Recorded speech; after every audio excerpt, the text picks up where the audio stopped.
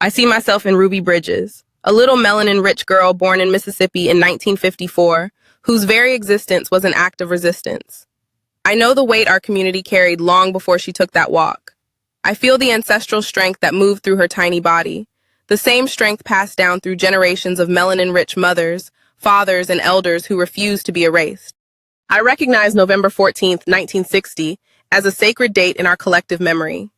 I see her escorted by 4 federal marshals past a mob of white faces twisted with hatred, and I feel both fury and pride. I understand that she walked so I could walk. I carry her footsteps in my bones, knowing her courage declared that melanin-rich children deserve dignity, education, and space. I feel the sting of that empty classroom, where every white teacher refused to teach a melanin-rich child. I honor Barbara Henry, the one soul who showed up, but I grieve that Ruby's brilliance had to prove itself in isolation. I know this story because my community has lived versions of it. I see in Ruby's solitude the loneliness that melanin-rich excellence has always endured. I feel the deep rage of knowing her father lost his job simply for wanting better for his daughter.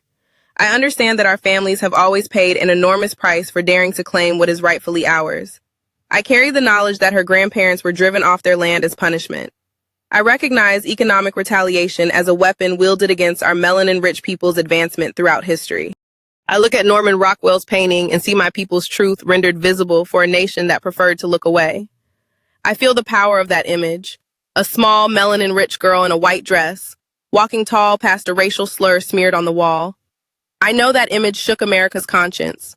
I claim it as a mirror reflecting my melanin-rich lineage's unbreakable spirit. I celebrate Ruby Bridges, the woman, the mother, the activist who refused to let her story be buried.